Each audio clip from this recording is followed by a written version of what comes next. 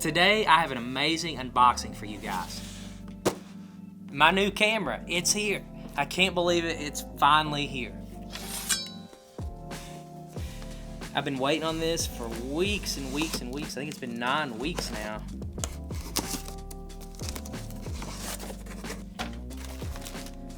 It's just a bunch of wood.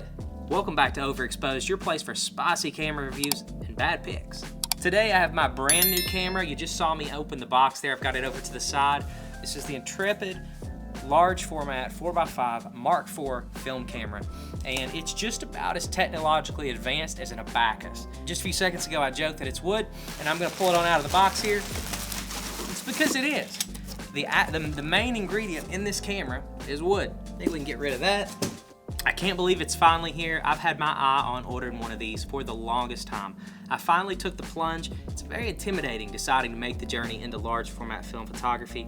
It's no mystery when you've got a camera that looks like this, that everything is going to be manual and you're gonna have to control everything on your own. This is just gonna be my unboxing of the camera. It's just gonna be my initial thoughts on it. So I ordered this camera from the Intrepid Camera Company, which, you know, is across the pond over in England. And I bought it about 9 weeks ago. A few cool things about ordering this camera is they are actually made to order. They don't have them on hand. You have to actually call them up and say, hey boys, fix me up a camera, and then they will assemble the thing from scratch, and then 8 or 9 weeks later, it'll be on its way. I do think that when I originally ordered it, it was supposed to have been here in 5 weeks, and then that it got extended to 7 or 8 weeks. But, you know, I am getting into large format film photography here, so I don't mind to suffer. If there's one thing that makes that not so bad though, is that Intrepid does a really nice job emailing you all throughout the process. I think I got an email on the 3 week, the 6 week, and then again on the 8th or 9th week as it got ready to order. So they always updated me and let me know what was going on with the camera and kept me interested in it. So, I mean, ordering something so far in advance, I don't know about you guys, but I sometimes lose interest in things. But constantly getting those emails made it so that I was still thinking about it. So that was really cool. But finally, obviously, my spruce snapper is here. They shipped the camera via DHL and it arrived in about a week. You know, I've got it collapsed out right now, but when it was inside the box, it was crammed down into its more compact form.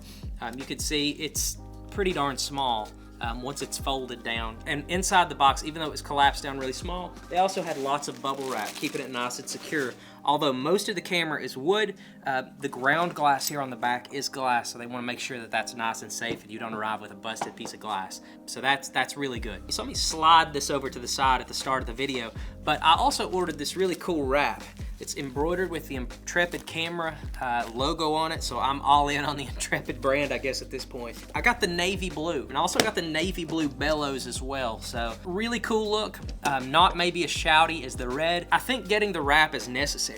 This is kind of a shapely camera. You can see there are knobs and buttons and switches and dials and lots of stuff all over it kind of protruding. Slipping the wrap around the camera will kind of round out the edges, let's say, and make it slide into the backpack a little easier. So I think that's a critical component. Even though it's $40 or $50, it might be worth it to you. One thing that's immediately clear to me after pulling the camera out of the box is, despite it being so, you know, kind of bulky, it's actually rather lightweight. The thing doesn't weigh that much at all. Maybe less than my Sony. Don't hold me to that. With when you factor in a lens, a pretty light setup. The website states that it's 1.2 kgs. I don't know what Kevin Garnett has to do with anything, but that amounts to about 42 ounces. It's worth pointing out that that's completely naked. That doesn't include a film holder, lens on the front, any of the other accessories, so all that stuff's gonna add some weight once you pack it down. By the time that you've packed everything into your back, you're gonna be looking at quite a bit more weight, but all in all, having a light camera on the front end is gonna make the system pretty manageable. For the longest time, 4x5 large format cameras have been super heavy. This really takes the significant weight out of the equation, at least dealing with the camera body. So that's a plus. When you're dealing with large format, everything is already big and cumbersome, so you gotta save weight where you can. The camera comes in this kind of locked down position. It's a little bit like a transformer, and you have to kind of pull it just so. The critical knobs are gonna be these on the sides. You loosen those up and tighten those up. So if you wanna kind of lock it down, you'll push down on it and tighten the knobs on the side.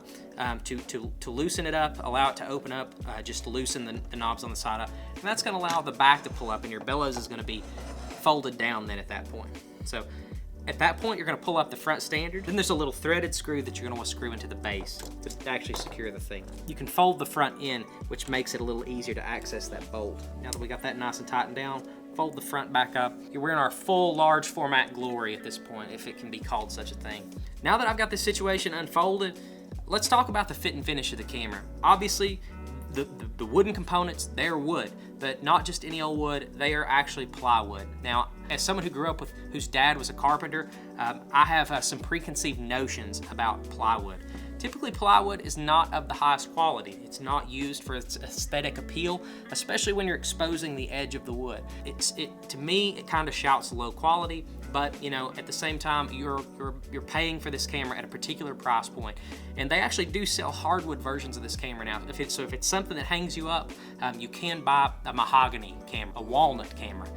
But this one is plywood. I'm guessing pine is the wood used, and in fact I can smell it, and I'm pretty darn sure that it's pine. So that doesn't scream high quality, but all in all it looks pretty good. The bellows looks really nice. It has like a vinyl plastic feel. I kind of expected it to be cloth, so maybe they've changed that design over the years, but the navy looks really great. Many of the other components though, like I pointed out earlier, the ground glass is obviously glass in the back, but many of the other components are actually machined aluminum. Specifically that base plate. I know the original versions didn't have a machined aluminum base. So this seems like maybe a step up in quality, so I'm very appreciative of that. And then lots of other knobs and switches all around the sides of the camera. So all in all, the fit and finish, you know, you can lock these down, lock everything down. The camera does lock down reasonably stiff. You know, I've kind of been tinkering with it here. You know, I'll let you guys know in subsequent videos whether or not that I'm able to get good sharp shots with it. I know people have used these cameras and gotten great results with them, so I'm not too worried, but it seems like it's gonna lock down nice and tight. I paid about 280 British pounds for this camera, which works out to about 365 United States smackaroos. This is by far the cheapest entry point into the large format game. You can buy used cameras, but I mean, honestly, why would you? When you can have a brand new Intrepid lightweight camera for a really, really low price. So most of those old 4x5 cameras that you see on eBay are just beat all to pieces. So I'm not taking a chance on one of those probably. I'd much rather have the newer Intrepid body. One really cool thing about this is the price hasn't went up all that much. I remember when they announced these, I want to say it was 6 or 7 years ago, maybe even longer than that. They were much more wooden and didn't look as good as they do now. So it's cool that they've kept the price pretty consistent the whole time. A really nice and affordable entry point into the large format system, so super cool. Since I can't really talk about actually shooting this camera yet, I am going to tell you about my reasons for getting it. I've been back shooting a lot of film this year. It's kind of been a nice change of pace for me. It allows me to slow down a little bit with my photography.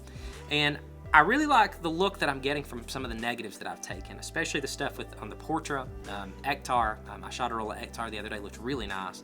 And the lomography stuff is fun to play with.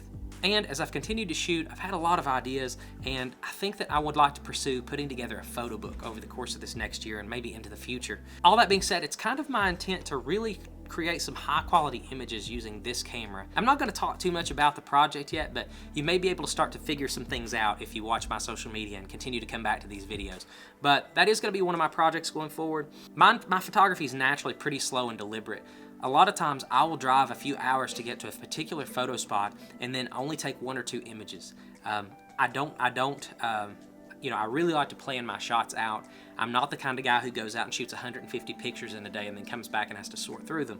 I usually have some things in mind before I go to a particular spot. And that's what I try to focus on. That's what I try to come back with. So again, I have a very deliberate shooting style.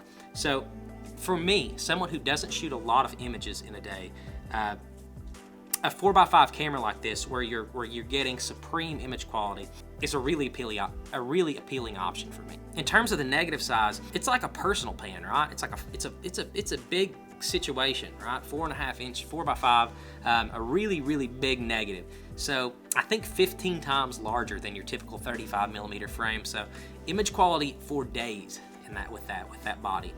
One thing that I'm really excited about is the ability to use camera movements for the first time. This is the idea that the back and the front move independent from one another, which allows you to correct significant perspective distortion with the camera and not having to rely so much on post-processing software. So I'm really excited to try that out. It's a new trick I would like to master, and it's something that's just not accomplishable in digital camera. If you want to take a picture of a building and the building's really tall and it looks like it's falling in on you, the only way to correct that is to bring it back to Photoshop and lose a lot of resolution. So having the back and the front of the camera moving independently of one another, you can elevate the front and correct for significant distortion or lower the back. Gonna be really handy. I'm excited to try that out. Anyway, I'm just so excited to get this thing out and start shooting with it. Big, beautiful negatives. But guys, those are my initial thoughts on this 4x5 camera. Let me know in the comments what you think about it, if you guys are out there shooting the Intrepid 4x5, or if you're thinking about getting it, and I'll try to answer some questions. I'll have a full review of this thing out in a couple months after I get some frames through it. But before you go, check out some of my other film photography videos. Until next time though, we'll see ya.